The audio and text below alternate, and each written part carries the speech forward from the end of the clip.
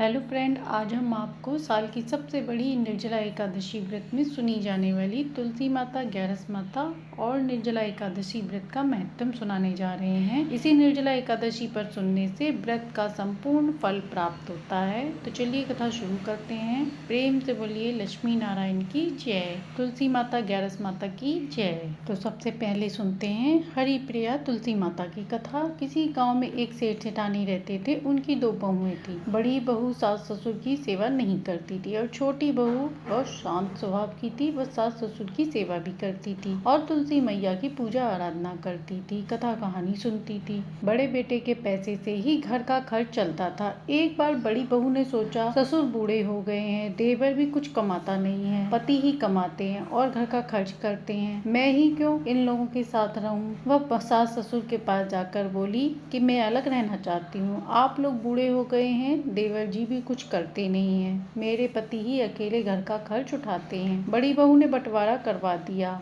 और अच्छा सामान खुद रख लिया। टूटा फूटा सामान सास ससुर और छोटी बहू को दे दिया। छोटी बहू बोली, मैं आपके बंटवारे से सहमत हूँ, बस एक काम कर दीजिए, आपके हिस्से में जो तुलसी का पौधा लगा है वह मुझे दे दीजिए। बड़ी बहू तिलमिलाती गई और तुलसी का पौधा उखाड़ कर ले आई और छोटी बहू के हाथ में थमाती हुई बोली, यह ले, वैसे भी मुझे फुर्सत कहाँ पूजा पाठ करने की। ऐसा करने पर छोटी बहू के घर माता लक्ष्मी चली गयी और छोटी बहू के घर माता लक्ष्मी का वास हो गया, क्योंकि माता लक्ष्मी तुलसी जी के पौधे में विद्यमान रहती हैं और तुलसी जी का पौधा छोटी बहू के पास आ गया था। धीरे धीरे बड़ी बहू के पति की नौकरी छूट गई और उधर छोटी बहू के पति की नौकरी लग गई। वह राजा के घर में काम करने लगा। राजा ने उसे घर, मकान व खेत दे दिया। अब वह दिन दुगना रात चौगुना तरक्की करने लगा। उधर बड़ी बहू का पति बीमार रहने लगा। बड़ी बहू को दूसरे के यहाँ नौकरी करने के गुजारा करना पड़ा। छोटी बहू ठाट बाट से रहने लगी। सास ससुर की सेवा करती व तुलसी माता की पूजा करती। उसके घर में धन के भंडार लग गए, क्योंकि बड़े बुजुर्गों की सेवा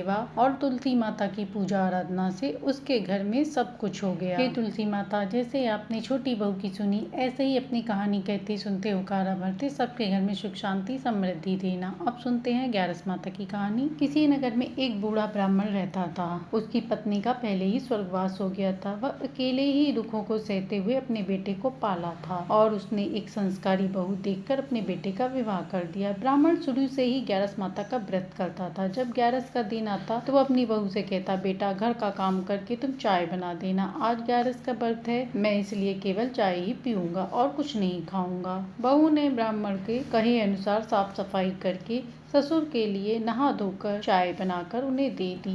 तभी पड़ोसन आ गई। पड़ोसन कहने लगी कि मैं ये देखने आई थी कि नई बहू क्या कर रही है, तुम तो काम कर रही हो। तब बहू ने कहा, हाँ, आज पिताजी का ग्यारस का व्रत है, इसलिए मैं उनके लिए चाय बना रही हूँ। पड़ोसन ने कहा, ठीक है, मैं चलती हूँ, बाद में आऊंगी। और पड़ोसन 12 बजे फिर आई तो वह चाय बना रही थी। पड़ोसन ने कहा, तुम्हारे पिताजी क्या कर रहे हैं? तब उसने कहा, वह सामने वाले कमरे में है। वह बहू से मिलकर चली गई और 8 बजे तीसरी बार फिर आई और पूछा, क्या कर रही हो? तब भी बहू चाय बना रही थी। पड़ोसन ने कहा, तुम सारा दिन चाय बनाती हो, मैं कल फिर आऊंगी। यह कहकर चली गई। अगले दिन पड़ोसन फिर आई और बोली, बहू रानी क्या कर रही हो? बहू ने कहा, घर का काम कर रही हूँ। पड़ोसन ने कहा, कल 3 बार आई पर तुमसे बात करने का मौका नहीं मिला। ये तुम्हारा ससुर क्या ग्यारस का व्रत करता है? तुम सारा दिन चाय बनाती रहती हो, चीनी पत्ती दूध का कितना खर्च होता होगा। बहू ने कहा, आप सही कह रही हो, अगली बार जब ग्यारस आएगी तो मैं पिताजी को व्रत करने नहीं दूंगी। अगली ग्यारस आने पर बहू ने अपने पति से कहा कि पिताजी ग्यारस का व्रत करते हैं और सारा दिन चाय पीते हैं, चीनी पत्ती का खर्च होता है। ब्राह्मण का पुत्र पत्नी की बात को अनसुना करके चला गया। थोड़ी देर बाद ब्राह्मण आया और बहू से बोला, बेटी चाय बना दो। बहू ने कहा, नहीं बनाऊंगी, सारा दिन चाय बनाते हूँ, दूध चीनी पत्ती खर्च हो गया है, बर्तन भी साफ करने पड़ते हैं, अपनी ग्यारस बेचकर उसी से चाय पी लो। बहू की बात सुनकर ब्राह्मण निराश हो गया। उसने कष्ट सहकर बेटे को पाला और ब्याह किया। अब बहू के ऐसा कहने से वह दुखी मन से ब्राह्मण ग्यारस बेचने के लिए चल दिया। वह ग्यारस माता पर भरोसा करके चला जा रहा था और रास्ते में चलते हुए कहने लगा, कोई मेरी ग्यारस ले लो। उधर रानी छत पर खड़ी थी। उन्होंने उस ब्राह्मण को सुना तो वह दासी से बोली, ग्यारस भी कोई बेचने की चीज है, देखो कौन है जो ग्यारस बेच रहा है। बूढ़े ब्राह्मण के पैर सूज गए थे। दासी ने उस ब्राह्मण को बुलाया और रानी को बुलाया। रानी ने ब्राह्मण से कहा, लो चाय पी लो। ब्राह्मण ने कहा, नहीं, मैं चाय नहीं पीऊंगा, ग्यारस को बेचकर जो पैसा मिलेगा उसी से चाय पीऊंगा। रानी ने कहा, ग्यारस भी कोई बेचने की चीज है? तब रानी ने राजा को बुलाया और कहा कि बूढ़ा ब्राह्मण ग्यारस बेच रहा है, आपसे प्रार्थना है कि इसकी ग्यारस खरीद लें। राजा ने ब्राह्मण से कहा, तुम्हारी ग्यारस मैं खरीद लूंगा। सारे राज्य में ढिंढोरा पिट गया कि राजा रानी ग्यारस खरीद रहे हैं। सभी लोग महल की ओर जाने लगे। ब्राह्मण की बहू ने सुना तो वह भी वहां पहुंच गई। अब रानी ने पूछा, तुम ग्यारस का क्या मोल लोगे? तो ब्राह्मण ने तराजू मंगवाया और एक पल्ले में बैठा गया, दूसरे में कोई मूल्य रख देने को कहा। एक तरफ ब्राह्मण बैठ गया, दूसरी तरफ राजा ने चांदी के सिक्के रखवा दिए। सारे सिक्के रखने के बाद भी तराजू हिला नहीं। राजा ने सारे धन रखवा दिए, फिर भी कुछ नहीं बचा। अपने गहने, अंगूठी सब कुछ देने के बाद भी ब्राह्मण का पल्ला हिला नहीं। राजा ब्राह्मण के पैरों में गिर गया और कहा, हे ग्यारस माता, तुम अपनी माया समेटो, इसकी ग्यारस के पास रहेगी, मैं ब्राह्मण को धन ऐसे ही दे दूंगा। यह देख बहू भी ससुर के पैरों में गिर गई और बोली, पिताजी, मुझसे गलती हो गई, मुझे क्षमा करें, मैंने पड़ोसन की सिखाए में आकर ऐसा कहा, आज के बाद ऐसा नहीं करूंगी, आप घर चलिए। जब ब्राह्मण और बहू घर आए तो चारों ओर धन ही धन था और राजा के धन से उनके घर में और धन हो गया। हे ग्यारस माता, जैसे आपने ब्राह्मण को दिया ऐसे ही अपनी कहानी कथा कहती सुनते उकारा भरते सभी को सुख शांति समृद्धि देना। तो प्रेम से बोलिए ग्यारस माता की जय।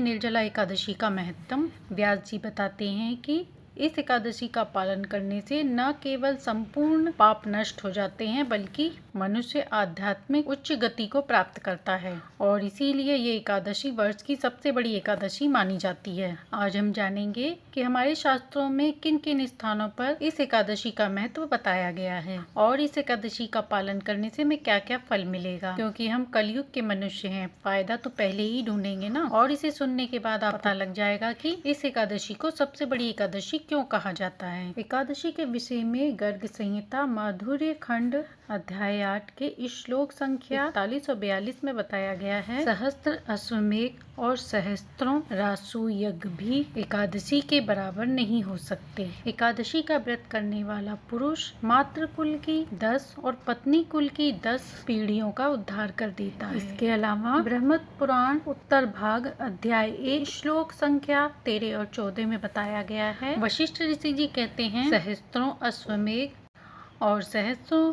राजसूय यज्ञ एकादशी उपवास के 16वें कला के बराबर भी नहीं है। 11 इंद्रियों से जो पाप किए जाते हैं वे सभी भक्ति पूर्वक एकादशी का उपवास करने से नष्ट हो जाते हैं। इस प्रकार हमारे शास्त्रों में बहुत से संदर्भ बताए गए हैं जो भगवान श्री हरि के एकादशी के गुणगान गाए गए हैं और बात जब निर्जला एकादशी की आए तो इसका महत्व और बढ़ जाता है। व्यास जी कहते हैं, निर्जला एकादशी का पालन करने से सभी तीर्थों में स्नान करने का पुण्य फल मिलता है और मृत्यु के समय यमदूतों के स्थान पर सुंदर विष्णुदूत उसे लेने आते हैं। यहाँ तक कि इस कथा को श्रवण करने से व्यक्ति के आने वाली अमावस्या के प्रतिपदा के दिन पितरों दिया हुआ तर्पण का फल मिलता है। इस दिन जो भी व्यक्ति गौदान करता है वह भी अपने पूर्व पापों से मुक्त हो जाता है, भले ही उस व्यक्ति के पाप सुमेरु पर्वत के समान क्यों ना हो। इस एकादशी का पालन करने से वह क्षण भर में नष्ट हो जाते हैं। निर्जला एकादशी एक स्वर्ण अवसर है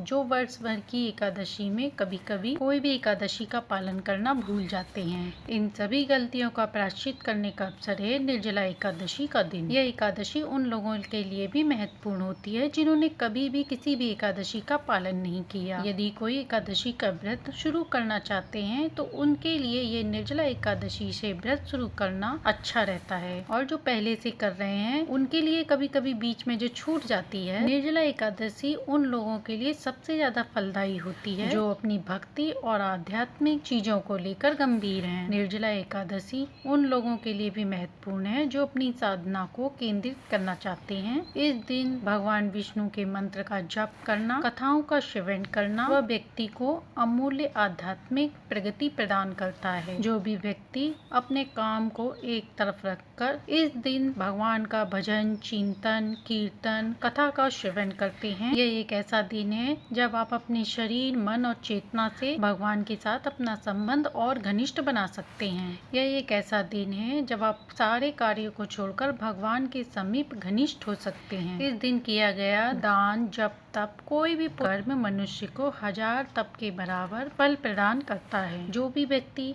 इस दिन इस कथा का श्रवण करता है उसे विष्णु भगवान की परम कृपा प्राप्त होती है। तो ये थी निर्जला एकादशी की संपूर्ण कथाएं, जिसे सुनने से सुख समृद्धि के साथ साथ भगवान विष्णु की कृपा बरसती है। कहानी अच्छी लगी हो तो लाइक एंड सब्सक्राइब करें।